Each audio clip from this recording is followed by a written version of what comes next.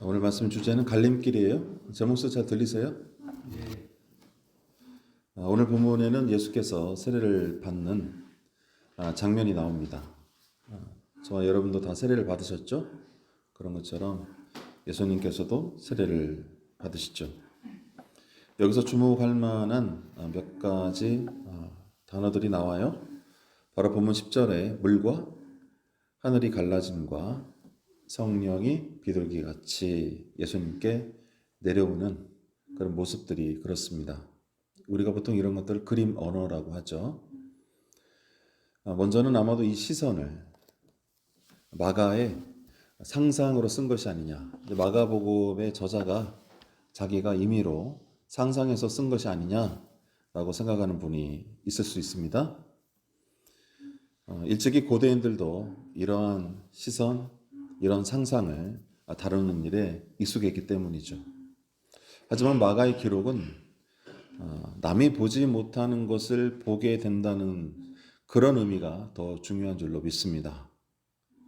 그러니까 지금 복음서에 오늘 이 세례 사건을 통해서 비단 이 세례 사건뿐만 아니라 성경에 나와 있는 우리가 살고 있는 이 현실에서는 비록 보지는 못했지만 그러나 남들이 보지 못하는 것을 볼 수 있는 능력, 남들이 보지 못하는 것을 보게 하도록 하신 하나님의 능력에 대해서 우리가 한번 스스로에게도 물어볼 필요가 있는 것이죠.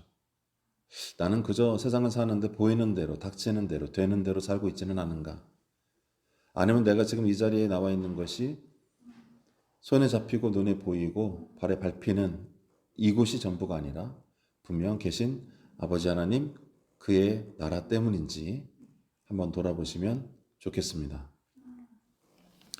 사실 불가능한 일에 가까운 일을 본다는 것은 도저히 이루어질 수 없는 것을 본다는 것은 오늘 본문의 세례 장면만은 아니죠. 예수님이 자란 나사렛에서 친지와 지인들이 예수님을 배격한 이유는 무엇일까요? 너무나 익숙하게도 예수님을 어릴 때부터 봐왔어요. 그는 구세주입니다. 그런데도 그를 알아보지 못하고 배격했어요. 보이는 대로 봤기 때문이겠죠. 왜 이들은 도대체 예수님을 알아보지 못했을까? 두 눈이 멀쩡하고 똑똑하고 가까운 곳에 살았음에도 그들은 예수님을 알아보지 못했죠. 또 부자 청년은 어떻습니까? 그가 예수님을 만난 후에 근심하고 돌아서죠. 왜일까요? 자기 손에 쥔 것보다 예수님이 작아 보여서 그럴까요? 또 자기 백성인 유대인들에게 예수님은 왜 죽임을 당하야만 했을까요? 누구보다 예언과 율법을 잘 알고 있는데 성숙하고 성실하고 주님을 잘 믿는 그들이었는데 왜 정작 하나님이 보내신 아들을 알아보지 못했냐 이 말이에요. 이 이유들이 혹시 이들이 예수님을 그 진리를 제대로 보지 못했기 때문이 아닐까? 만일 그렇다면 우리에게 예수님을 경험하는 일은 구원과도 직결되는 문제입니다. 그러니까 오늘 이 세례 사건을 통해 가지고 마가가 그와 같은 장면을 볼 수 있다는 것과 보지 못한다는 것이 구원과 깊은 연관이 있다는 거예요. 복음서에는 예수님을 제대로 보고 제대로 알게 된 사람들이 등장합니다. 예를 들어서 한 맹인이 예수님을 통해 눈을 뜬 사건이 그렇죠? 예수님께서 그 맹인의 눈을 뜨게 해 주셨어요. 그도 기뻐 춤추며 하나님을 찬양하고 예수님을 믿고 따랐겠죠.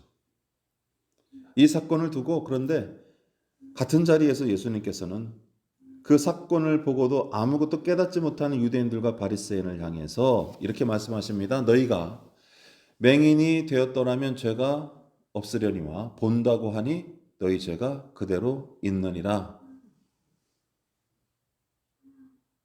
그러니까 지금 성경은 특히 복음서에 예수님을 알아보는 그 믿음을 찾아가는 믿음을 하나님께로부터 선물 받는 그 과정들인 과연 보는 것과 아는 것과 깊은 연관이 있음을 우리가 알 수 있는 것이죠.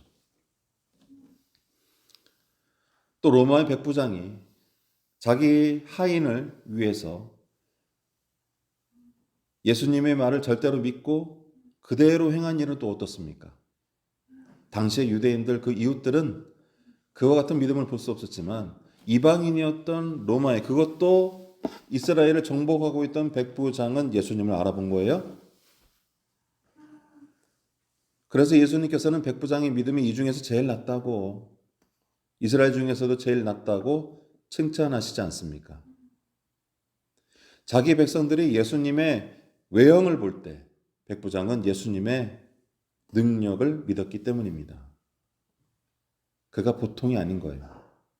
그와 함께 하시는 분이 누구신지 그는 알고 있었던 것입니다.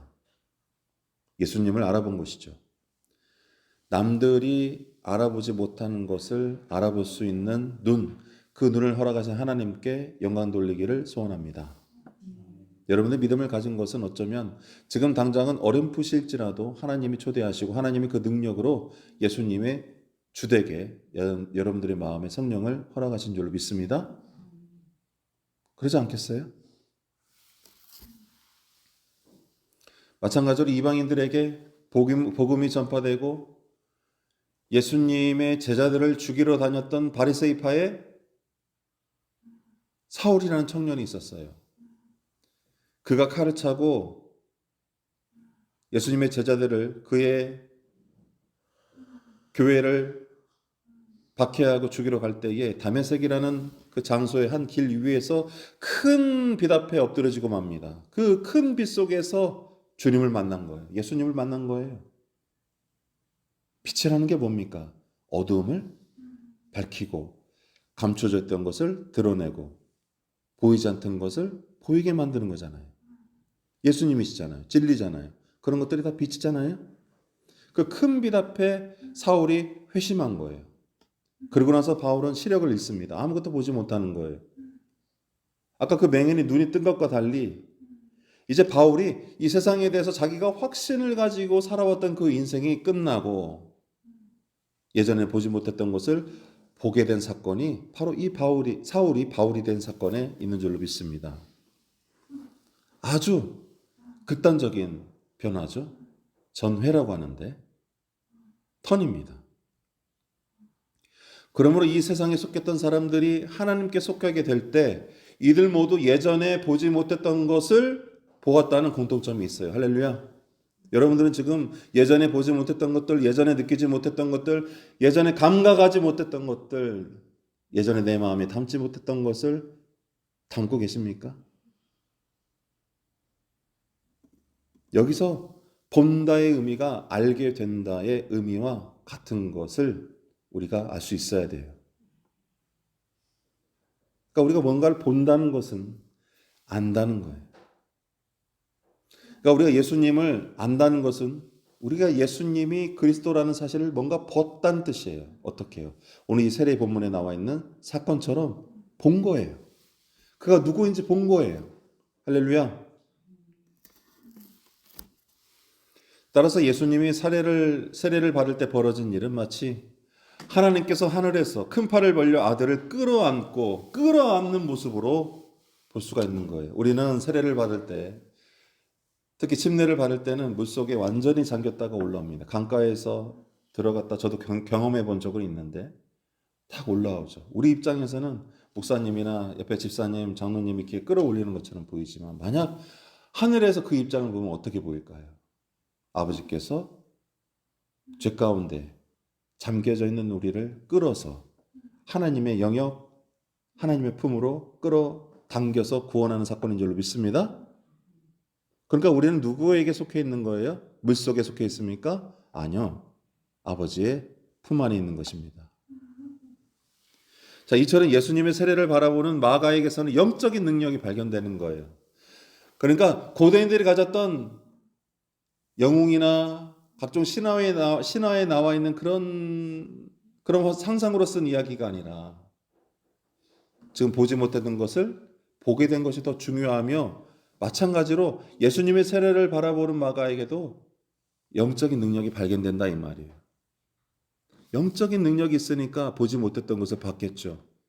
하나님이 허락하셨으니까 봤겠죠. 남이 볼 수 없는 환상을 마가가 지금 책을 통해서 드러낸 거예요. 남들은 볼 수 없었던 것을 마가는 먼저 보았으므로 그가 예수님을 죽기까지 믿고 사랑하고 순종하더니 그가 책에 남긴 그 예수님의 세례 사건은 그야말로 환상적이고 이 세상에는 볼 수 없었던 모습으로 비춰지기 때문인 것입니다. 고대 그리스도인들은 이처럼 환상을 환타스티콘이라고 불렀어요. 우리가 환타지라고 하죠. 환타지야, 환상, 상상 이런 뜻입니다. 그런데 이 단어의 어원은 어디서 왔느냐? 파이노라는 빛에서 온 거예요. 그러니까 환상이라는 것도 지식이고 환상이라는 것도 빛을 통해서 뭔가 우리가 보지 못했던 것이 드러나는 것, 보여지는 것, 이런 걸 환상이라고 하는 거예요. 상상이라고 하는 거예요. 그러니까 예수님께서 물속에 있다가 밖으로 나올 때 벌어진 일, 일반인들은 보지 못했던 것을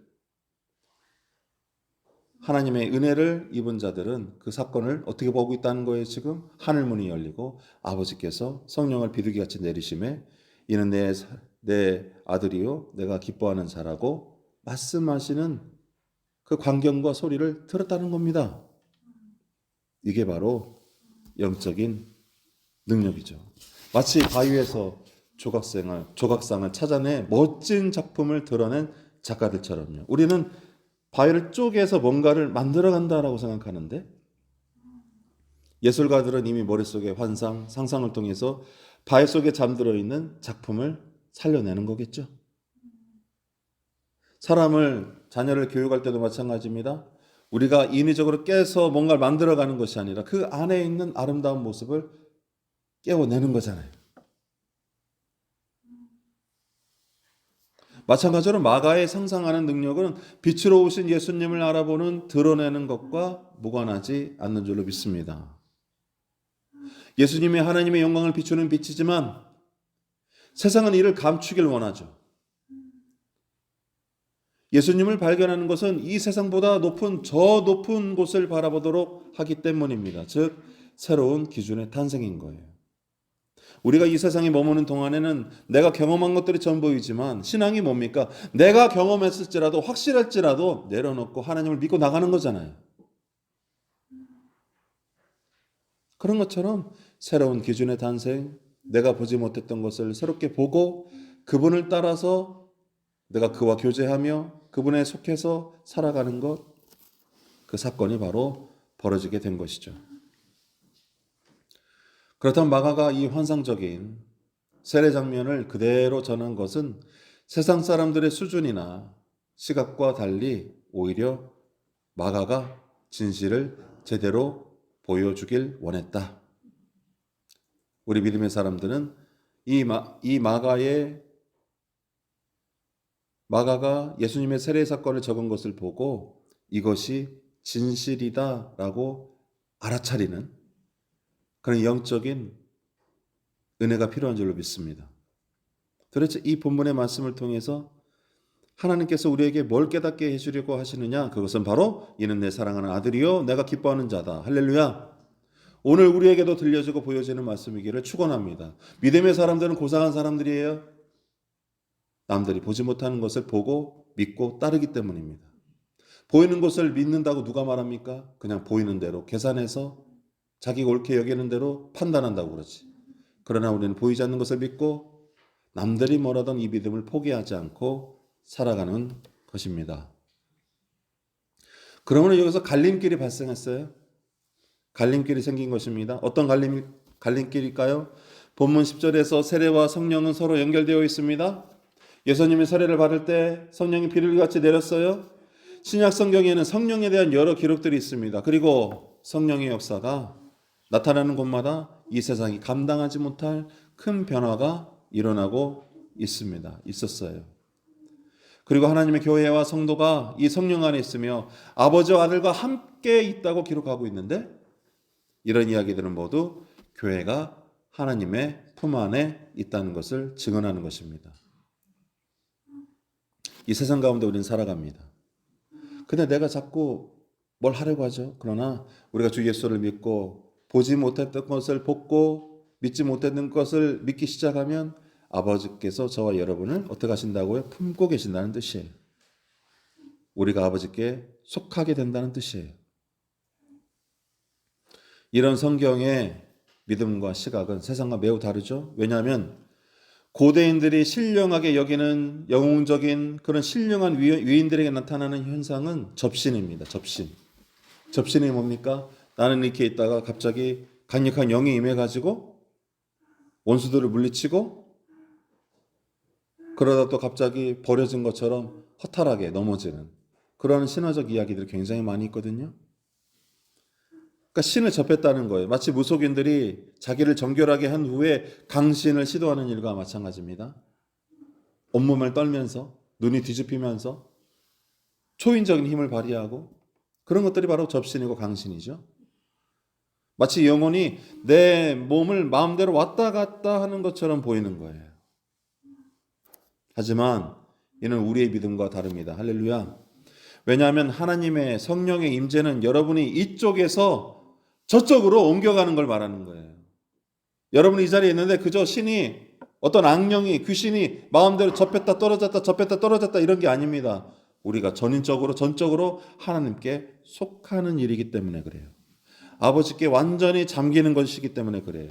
아버지의 것으로 인침을 받고 아버지께서 그 영혼을 책임져 주시고 여러분들이 기도할 때에 하나님께서 눈물을 흘리며 너희 약함을 알고 내가 너와 함께하며 우리에게 구원의 확신에 믿음이 끊어지지 않도록 축복하시기 때문입니다. 우리는 든든한 거예요. 세상 사람들은 이랬다 저랬다 왔다 갔다 하죠. 그러나 우리는 하나의 믿음, 그 한 분 하나님 안에서 늘 자기 자신을 돌아보며 목표를 가지고 뚜벅뚜벅 길을 잃지 않고 걸어갈 수 있기 때문입니다.